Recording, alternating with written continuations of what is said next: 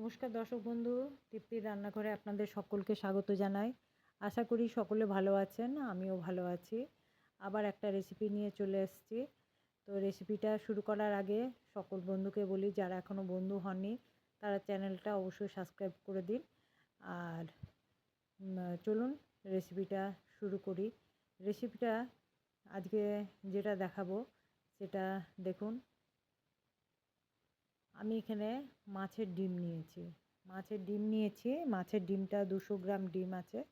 ডিমটা ভালো করে ধুয়ে রেডি করে রেখেছি। তার মধ্যে 3টে কাঁচা লঙ্কা কুচো করে দিয়েছি, আর একটা মিডিয়াম সাইজের পেঁয়াজ কুচো করে দিয়েছি। তার মধ্যে দিয়ে দিয়েছি 4 চামচের মতন বেসন।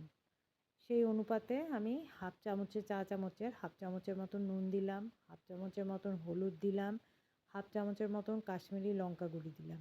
আমি কাঁচা লঙ্কা দিয়েছি, কিন্তু তার সত্ত্বেও একটু কাশ্মীরি লঙ্কা গুঁড়িটা দিলাম। আচ্ছা, এটা ভালো করে হাত দিয়ে খুব সুন্দর করে মেখে নিতে হবে। দেখুন কি সুন্দর করে মেখে নিয়েছি। আর কাঁচা লঙ্কা কুচোগুলোও বেশ একদম থেসে দিয়েছিলাম। আর কড়াতে তেল দিয়েছি। কড়াতে তেল দিয়ে এবারে কিছু কিছু করে বড়াগুলো ভেজে নিচ্ছি।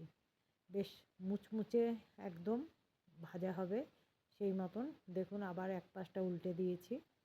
উল্টে দিয়ে একদম দেখেই মনে হচ্ছে মুচমুচে একদম ভাজা। এই করে আমি অল্প অল্প করে সবগুলোই ভাজবো ঠিক এইভাবেই। কিছু ভাজা হয়েছে, এখনও কিছু ভাজা বাকি আছে। অমনি উল্টে পাল্টে সব বড়াগুলোই ভেজে নেব। ডাল দিয়ে ভাতের সাথে অসাধারণ লাগে খেতে। আবার এটার তরকারিও হয়, সেটা আজকে করব না, আজকে ভাজাটাই করব। ভাজাটা দিয়ে খেতে ডাল দিয়ে খুবই ভালো লাগে। আপনারাও একবার করে দেখবেন।